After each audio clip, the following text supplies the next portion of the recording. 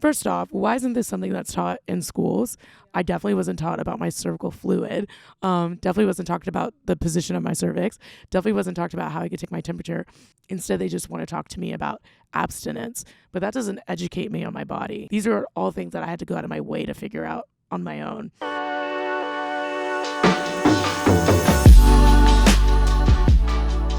Hello and welcome back to The Fostered. I'm your host, Angel Foster.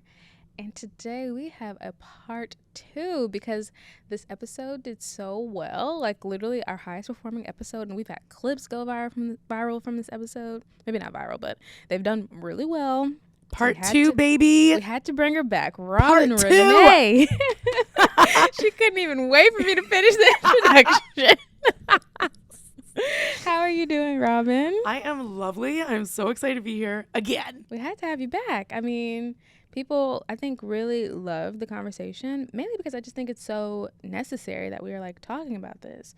Like, people want to know their options around what they can do, like, in, like, a holistic way with birth control. But we're not getting into that this episode. If you're wanting to know all about how you can get off birth control, yeah, we talk about it all in episode titled Getting Off Birth Control with Robin Renee, which is a few episodes back. So, yeah, definitely check that out if you haven't listened to that first. Like, I would definitely listen to that first and then come into this one. So we talked all things birth control, like getting off birth control last time, but I feel like the natural follow-up to that is all things menstruation. I mean, that's definitely what I've been dealing with. I've been trying to sync my period to like my lifestyle now, which has been such a trending topic in social media, which is so cool to see so many people talking about it. But I still feel really confused because so many people are talking about it. I just wanted to use you as a resource personally to know like how to best, I guess, optimize my menstrual cycle. Like, so right now I'm bleeding, and I know that there's things I can be eating and certain ways I should be working out during this time. So yeah, I would just love some insight on what you would like to share.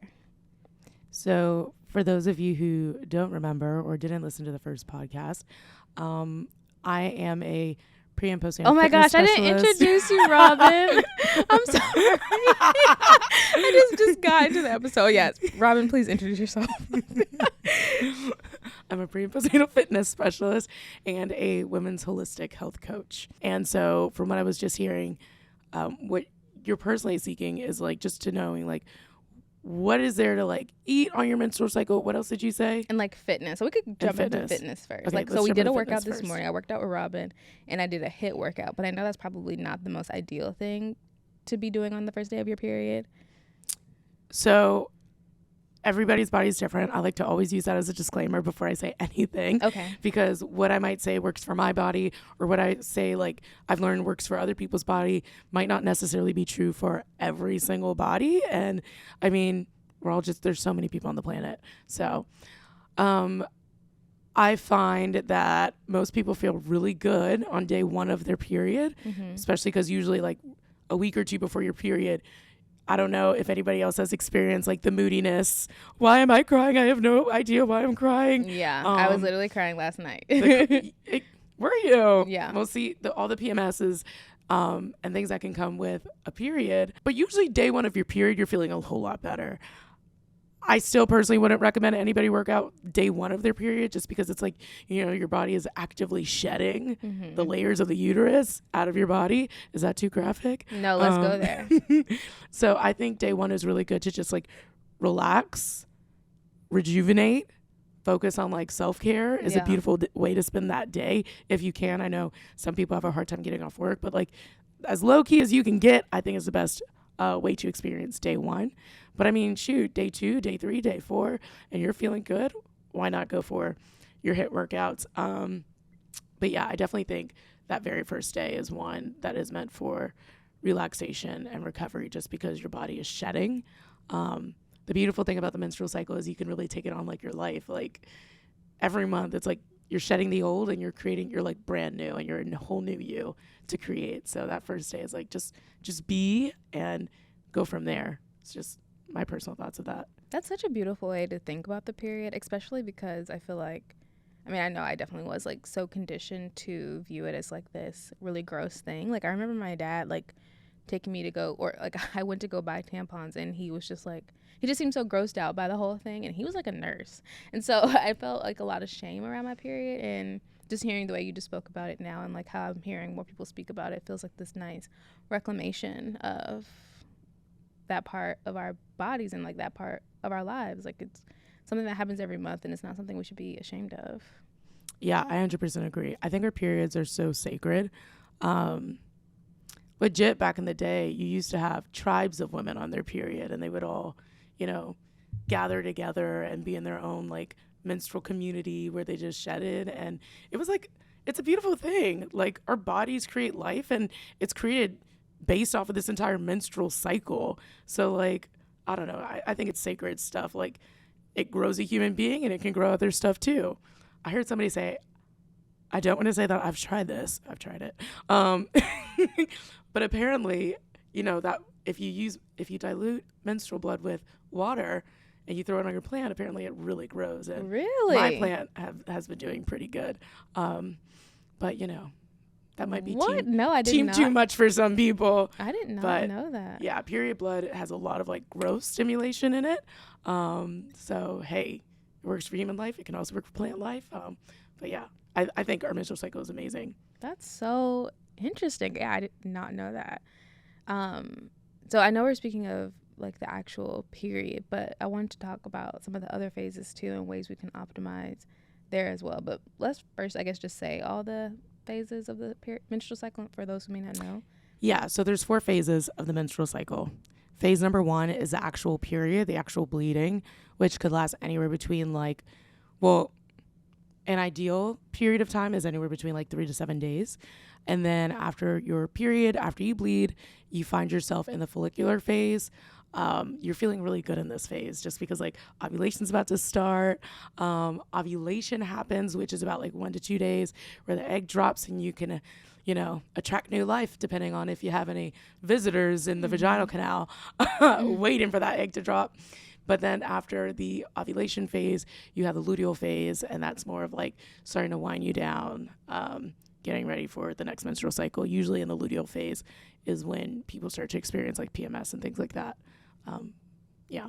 That's so interesting. Something, I don't know if you're well versed in this, but something I've also been seeing people say like the week leading up to their period, they experience like PMDD. Have you heard of this? Premenstrual depression disorder? I think so. Something along those lines? Yeah, and they've just been saying like they literally feel the worst they've ever felt. And I experienced some of this, and I didn't know like there was a name for it at all. And I'm like, oh, it's because my period is about to come on. But I'm like thinking, I'm just having like these crazy feelings and these like crazy ideations, and I don't know if I have that, but I think it's been nice hearing people talk about that, because like I didn't even know that was a thing. It's definitely a thing. Definitely don't want to discredit it. I think a lot of the symptoms that women experience during the menstrual cycle, like the hormone fluctuations, the pain that's so debilitating that you can't even go to work, feeling queasy, things like that. I think all of those things are definitely issues that get overlooked just because, it's your menstrual cycle. Mm-hmm. That happens to everybody. And that doesn't necessarily mean like that is ideal or that you can't do anything about that. Yeah. If anybody's experiencing PMDD, or if we are asserting that stands for premenstrual depression disorder, I definitely recommend that you seek somebody and have resources to talk to somebody, even if that talking to somebody is like a girlfriend before you want to speak to a professional.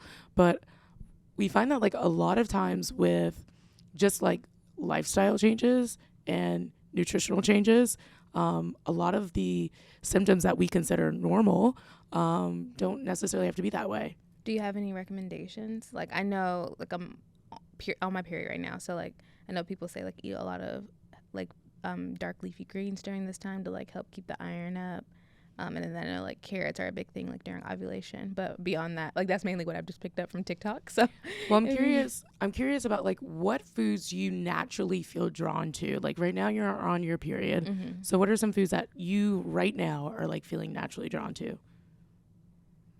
I mean, nothing's coming to mind right now, but I did really enjoy my smoothie that I had this morning, and that had like a nice greens powder.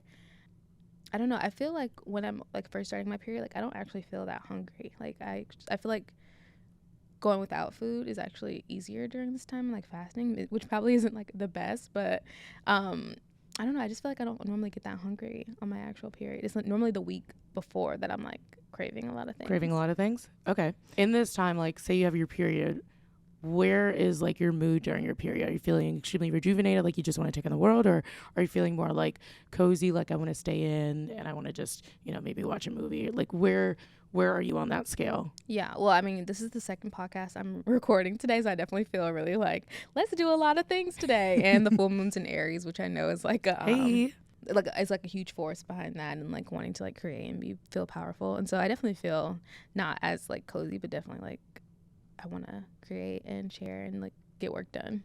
Well, I definitely feel like if you're like the foods that you're drawn to are leafy greens, go for the leafy greens. Okay. If you're feeling like you want to take on the world, take on the world, because like that is more of like your intuition. Personally, like with the work that I do, I'm not the person to be like, oh, you should do this, this, and this. I'm more of a space of like, your body better than I ever will, because like I don't live in your body. So you have all the information that works for you is in you. And I'm really good at just being like a guide to get what works for you out of you. Does that communicate? It's hard for me to know like what my body's like actually craving. And I know like that's my own work of like trying to go deeper there. And I think it's hard too, because like I've had such a weird relationship with food for so long, and it's really created like a lot of distrust in my body. And so that's why like intuitive eating is really hard for me, because I've just denied myself for so long. And I think when you do that, you really shut off that part of yourself that's like letting you know like what your body needs. And so I'm still in a space of like trying to allow that to come through, but I wouldn't say like I know what I'm craving. And I feel like that's extremely common, just because like, especially for years, we've been told like, oh, you got to go to a doctor to figure out what's wrong with you, or you have to seek out outside help to figure out what's going on with you. When in reality, you probably have a good idea what's going on with you. Like, I remember I just recently went to the doctor because I had a stuffy nose. I wasn't feeling good. I was like, oh, I probably had the flu. I took a COVID test. It was negative. It's probably the flu. I go to the doctor's office. They test me for mono. They test me for COVID. They test me for influenza. They test me for a whole ton of things just to tell me, oh, yeah, you have the flu. Oh, thank you. You knew it all along. And I feel like when it comes to like... Wait, did you just have the flu? Like weeks ago. Okay. I'm like, wait, when did you have the flu? This was weeks ago. Okay, I'm asking. I can understand, and it's extremely understandable when people are like, or when you're in that space of like, I really don't know like what my body's craving, what's good, like what's working for me, what's not working for me. I mean, that's first off an amazing place to be, because like you can legit figure, like you're in the space of discovery. Like, okay, what if I tried this week, or what if I did this week? Like normally I think on a period or on a menstrual cycle, or when you're actually bleeding, like some nice warm soups, teas, healing. I did have a nice dirty chai earlier today. You did have a nice dirty chai earlier. I was craving that. I started to be like, I wanted to order something else, but then I was like, I got my dirty chai, and I love that. I love that for you. So yeah, like something that's extremely like comforting and soothing to the body. Okay. Especially because like we are about to go on this whole like, follicular phase, going up towards ovulation. You're going to feel sexier, happier, like more spontaneous to do things. But that first like 1 to 3 days, like really just, allowing, being, manifesting, like reflection is a really good time in the bleeding, when you're bleeding. And follicular, like after bleeding, leading up to ovulation is more like, that's when you're energized. Plan meetings, do the HIIT classes, do something you've never done before, try something new. Ovulation, woo, you're at that peak of all of that energy, and then luteal phase starting to wind back down. And as I mentioned earlier, it is a phase where you start experiencing PMS symptoms. So maybe feeling a little bit more withdrawn, but once again, going with how you feel, because usually, I don't know, is anything what I'm saying to you resonating with you? So it is. I talked about this a little bit in my last episode, because I got the Natural Cycles app thanks to your advice. Hey. And it was saying like I was in my ovulation phase, but I wasn't feeling any of the feelings, like the glow that they say you feel. And I'm wondering if it's my birth control and like still me like weaning off of those hormones that has my hormones like feeling like I'm not feeling like super like lined up with everything just yet. And so that even has me thinking like, because like my period right now has been so weird. Like I've been spotting in a way that I never spotted before. And so I feel like I'm in this process of rediscovery with my body post birth control too, because I'm just not feeling the feelings yet in the way I think, like it feels like things are out of order, I guess is what I'm trying to say. Yeah. Is that normal? I think so, especially because like with natural cycles, it doesn't know you yet. Yeah. That app. It's making a bunch of educated guesses. So it doesn't really know if you ovulated unless, have you been taking your temperature every morning? No, not yet. Okay.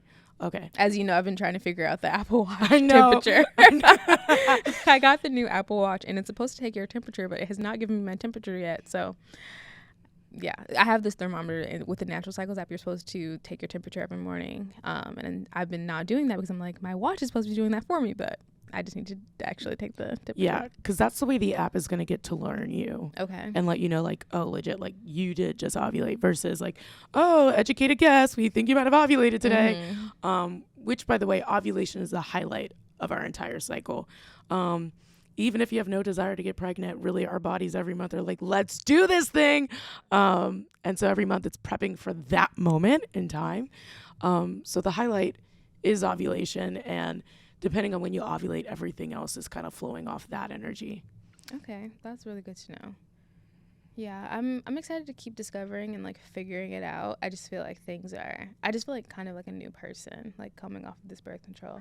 And in a lot of ways I feel good, but then in a lot of ways I also feel confused. I'm just like, what is this body? Like, who is this person? Like, I don't really know her yet, but we are learning. Tracking is a really good first start. Okay. Even if you're not taking your temperatures, just notating, like, when is day 1 of your period, mm-hmm.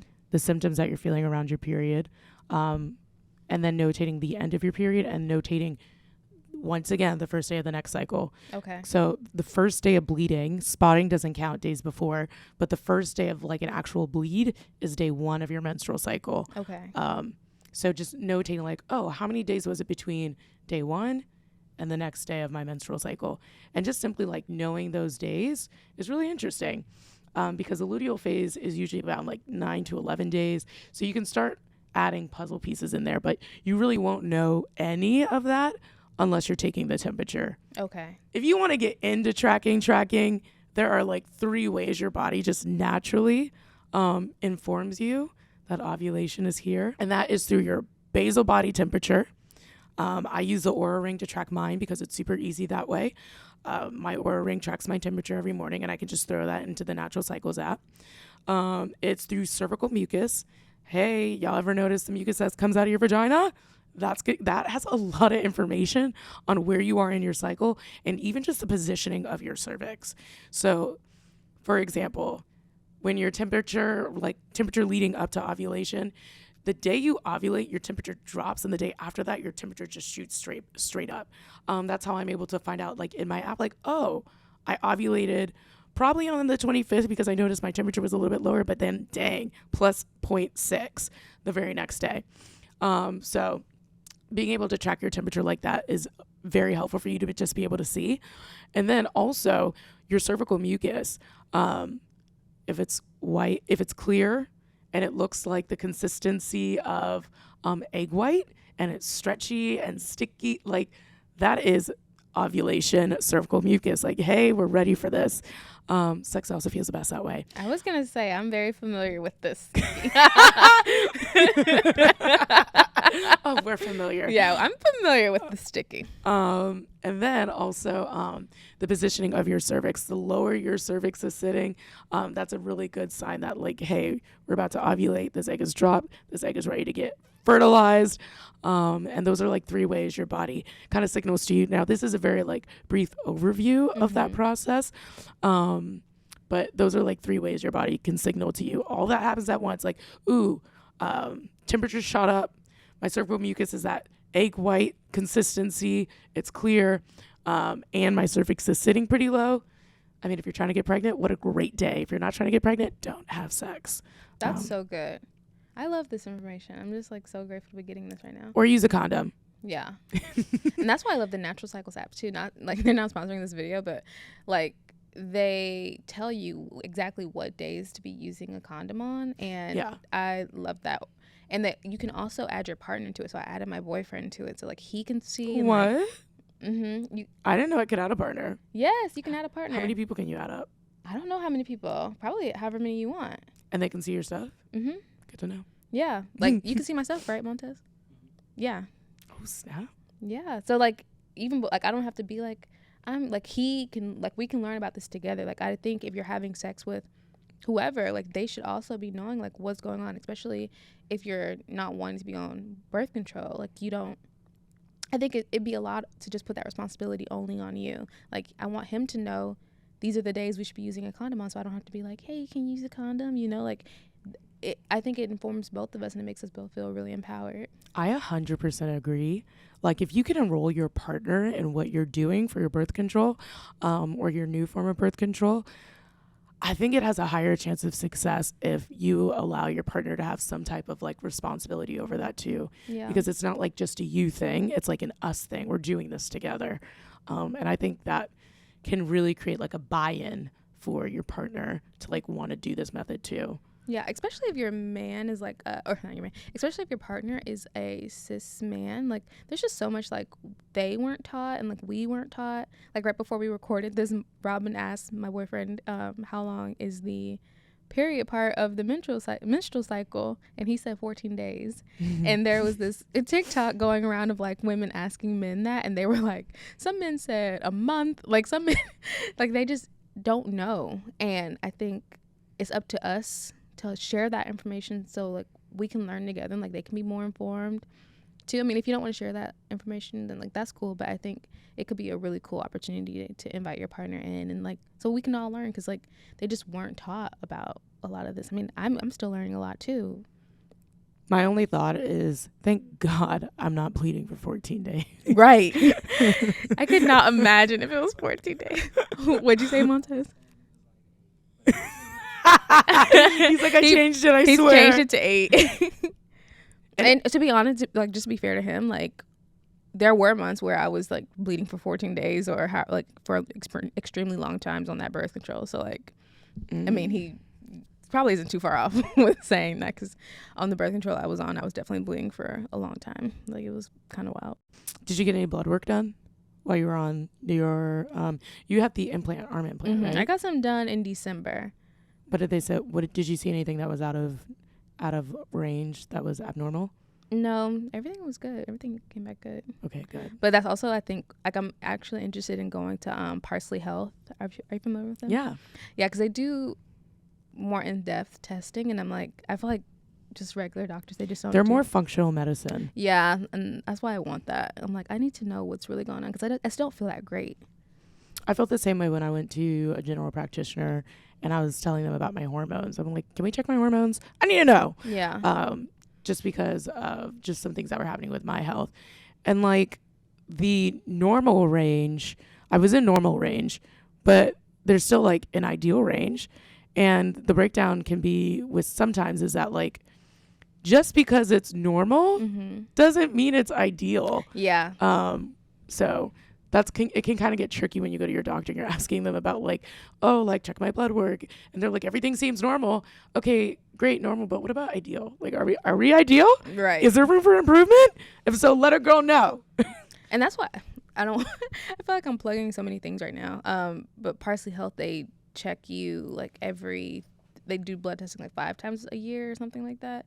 And so I feel like that is a great way to know like what is actually working, because you're getting work done so often. It is expensive, and I'm definitely trying to figure out like how I can work it in. But I thought they took insurance.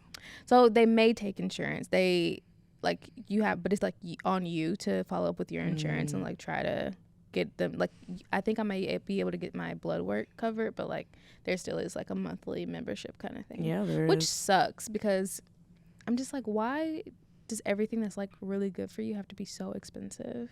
Yeah. It annoys me to no end. But anyway, I wanted to ask though, how do you like live your life according to your period. Or Me. your menstrual cycle. Yeah. I usually lay pretty low on my menstrual cycle. Or no, I usually lay pretty low on my period. Okay. So when I'm bleeding, I'm not doing anything too crazy. Maybe some strength training, day 2, 3. But after I bleed is usually when I find that I'm pretty active in the gym. A lot of HIIT workouts, things like that. Is HIIT your preferred workout method? Honestly, my preferred workout method is resistance training. Okay. So I'm a fan of lifting heavy. Ovulation, same idea. You're running, you're whatever kind of sports you do. And then for me, like luteal phase is when I see that I lean more towards yoga and more stretching. Maybe like a vinyasa class, something like that. You got me hip to Pilates. Maybe I'll start introducing that into my luteal phase. Yes. But then the whole cycle again, as soon as menstruation starts, is when I usually kind of like cool it a little bit. Okay. Yeah. There has been studies shown that you could actually do the majority of your workouts during your follicular phase when you have more of the energy and actually do like, you can burn more calories and build more muscle gain in your follicular phase than you do in your luteal phase, because the luteal phase, it is such like a calming time, like progesterone's up, estrogen not as high, things like that. So no, that's been what's been so interesting to me. Like people have been getting crazy results with their workouts by just like doing them with their period phases or menstrual cycle, and I'm like, that makes so much sense. And I know people like, I mean, me and so many other people will work out consistently and just not see any results or just not know what like they're doing wrong. And it's like, here, it just feels like hope to just know like you could just sync it up with your menstrual cycle and get these crazy ass results. Yeah, I think more of what you're talking to is more so about like hormones. And the thing that's really cool about a menstrual cycle is that they're calling it like the 5th vital sign. Because like your period, like the moments you're actually bleeding or your cycle can give you so much information about what's going on the inside. An ideal day to be bleeding is like 3 to 7 days. Anything less than like 2 days should be fine, but definitely anything less than 2 is too short for bleeding. Anything like 8 days or more is too long. And these are ways like, oh, well, okay, if I'm only bleeding like 1 day out of the month, 2, maybe we should look into that. Or I'm bleeding 8 days, I should probably go to my doctor and see like how my hormones are going. Yeah. So the period can give you so much information. If you have a scanty or light period, information. If you're bleeding extremely heavy, if you're doing more than, I think it's 16 ounces, this is just off the top of my head, of blood per month, then that's kind of a lot. Maybe you should talk to somebody about that. If you're having a super heavy flow, if you're having pain that's so painful that you can't even go out throughout the day, like 2 Tylenols. If you're still experiencing pain that's not intolerable after 2 Tylenols, maybe you should go talk to somebody about that. So there's so much information that the period, the menstrual cycle in general, as I mentioned before, that ovulation is really the highlight. We like to focus on the bleeding, but like you could have it's not even considered a period. It's called an anovulatory period or menstrual cycle when you don't ovulate. And if you're not ovulating, something's going on, because your body, once again, its number one goal, even if it's not our personal goal, is to get pregnant. Mm-hmm. So if we're not ovulating, there's something going on. And it could be just so many things with our hormones that might be out of whack that can be keeping us from like getting to our fitness goals, which is, I think, a beautiful reason why like paying attention to our menstrual cycles, paying attention to when we bleed, paying attention to like, did we ovulate? The only way you're actually going to know if you're ovulating throughout the month is if you're taking your temperature or if you're getting an ultrasound every day, but that doesn't really sound feasible. Yeah. Or the tips you shared earlier. Yeah, the tips exactly. So these are things that can like be assigned to you, like, oh, are things going the way they should? Like, is my body like a healthy menstrual cycle is one that can impregnate you. Mm-hmm. Not ideal every time of the month, but that is something that should be aimed for if you're looking for like a healthy menstrual cycle. How long do I bleed? How much do I bleed? Did I ovulate this month? How long is my luteal phase? Did I have a shorter luteal phase? Because that could say things too. Really? And these are all things that, like, if we're tracking it through our basal body temperature. You can track it with your cervical mucus and the positioning of your cervix. These are all things that you can find out, and all information that you can share with your practitioner, OBGYN, whoever. Well, not necessarily whoever, but you know what I mean. Doctors who have a little bit of information can guide you to the next doctor. I mean, your general practitioner can send you to an endocrinologist if they see something like serious is going on. But I mean, like, menstrual issues such as PCOS can get discovered just based off of what your period's telling you. Endometriosis, things just off of what your period's telling you. Maybe even just a blood disorder, just based off of what your fifth vital sign, your menstrual cycle, could be letting you know, just based off of a shorter or longer, heavier or lighter, all of the above. It's been so amazing to me how people have been healing a lot of these things just by like living according to their menstrual cycle. Like, a lot of people have found great success with like PCOS by just like eating according to their menstrual cycle or whatever. And I'm just like, I feel like there's a lot of hope. Because I don't want to have to take a bunch of pills. I don't want to have to see a bunch of doctors. One, it's so expensive. And so, like, the fact that there's, like, holistic ways that we can really heal ourselves is, like, so beautiful to me. And just by, like, tracking our periods and, like, I don't know, it allows us to get really curious about ourselves, too, and just tap into that introspection in a whole nother way. I'm, like, so amazed by it all. Yeah. I am, too. I think the female anatomy is just insanely awesome. I mean, I know we're not talking about babies or whatever, but that's kind of like how I got my footing in the door. And I just think it's insane. Like, our bodies just know how to do that. Yeah. It just knows. Like, it's not like we had to research it or train our bodies how to create human life. But, you know, it just has its whole process of how that works. And, you know, even if you're not pregnant, how that has its own process, and things like that. I think the female body is insane.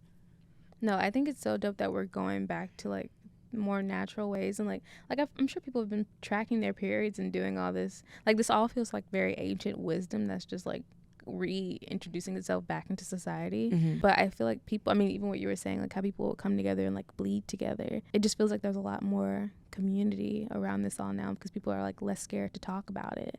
And like I feel empowered to talk about my period and my menstrual cycle, and I'm happy to like talk about it with other people, and like seeing other people get informed feels really cool. I am so done with our menstrual cycle being taboo. Because, you know, like you said, like there are, for so long, the menstrual cycle has been considered dirty, nasty, disgusting. I bet you when I was saying about the thing with the plants, somebody oh, you know, somebody's like, gonna be like, what? She said what? But no, like, this is a beautiful thing. Yeah. You know what's interesting? When you said that, I was like, I wonder if I can put it in my hair, like to help my hair grow. That's what I was thinking. I actually have heard of people using it as a face mask. Well, do you know what a PPP, what is it called? It's this facial where they take blood and then they just put it back in your face. Really? Yeah, not period blood, but it's just blood in general? Just blood from your arm. So interesting. And they put it in your face, and like something about the blood helps collagen production or something like that. So I'm like, I've never heard of that. I think it's called a PRP. I don't know. I saw Gwyneth Paltrow get it on Netflix. Oh. So this doesn't feel too far off. So I'm not surprised if people, I feel like people will do anything to look young, and I'll definitely do anything for my edges. So I'm like, if I need to put my period blood in my edges, I will do that. That's hilarious. And once again, there's probably somebody listening to this and be like, ew. Yeah, and those aren't our people. That's fine. It's fine. It's cool. Come back for the next one. It's like, let's get rid of this stigma that like our periods are disgusting, gross, can't be talked about, or if you're talking about it, it has to be in private. Yeah. No, like the more we talk about it, the more that we know, the more educated we are. It's as if like, first off, why isn't this something that's taught in schools? Yeah. I definitely wasn't taught about my cervical fluid. Definitely wasn't talked about the position of my cervix. Definitely wasn't talked about how I could take my temperature. Instead, they just want to talk to me about abstinence, but that doesn't educate me on my body. Mm-mm. These are all things that I had to go out of my way to figure out on my own. It's like, you want us to be ignorant. So I think there's such magic to our bodies and what we can do and how we can stay safe and create, like, you know, make more informed decisions for our own bodies, knowing these kinds of things. That feels like a good place to maybe wrap up. Okay. This was so much fun. I'm so glad I was on. I have a segment where I ask people what are they fostering in their lives currently. So I'd love to know, what are you fostering? What am I fostering? I am fostering... I'm fostering something global. I'm fostering something that will just be a ripple effect for women of color, because I feel like this information of like the female anatomy or menstrual cycles and what are the fifth vital sign, things that we were just talking about in this podcast. And I feel like the information I was learning about in regards to like prenatal fitness, postpartum fitness, and how can we come back stronger than we were before baby, or stronger than we were before. Like, I feel like the women who really need it don't necessarily have the access to it, and I want to be able to make sure that information spreads far and wide. That's what I I'm am fostering. right there with you. As listeners may know, I'm taking a Pilates teacher training soon, and that's literally my whole message behind that. Like, I just want to make Pilates more accessible and just make all this stuff more accessible to people who can't afford it, because like I feel like they're the people who need it the most. So I love that. It's part of your message. Well, you're doing such beautiful work. Like, you offered a free workout class this morning that me and my partner both took, and it was just so beautiful to like see you doing what you do so well. And like, I mean, honestly, you kicked our ass with that workout, but it was so great. And I just can't wait to see like what you do next. Oh, I'm excited for you to join me. Thank you for being on the pod again. Super glad to be here. Thank you so much for listening to this podcast. If you've listened this far, please like, subscribe, give it 5 stars, give us a review, all the things you're supposed to do for the podcast you want to support. It means so much, truly. And if you want to find Robin, you can find her at Robin, ROBINN, RENEE. Because somebody else has Robin. Because somebody has my name. It's fine though. And then it'll be linked in the show notes for sure. You can also book a connection call with Robin if you want to get more information. I strongly suggest that y'all do it. I'm actually about to start taking some fitness classes with Robin because the workout we did today was so good. I was like, you know what? I need this in my life on a more regular basis. So we're going to be doing some sessions. And it's gonna be great. But I thank you guys so much for listening, and I'll talk to you in the next one. Bye.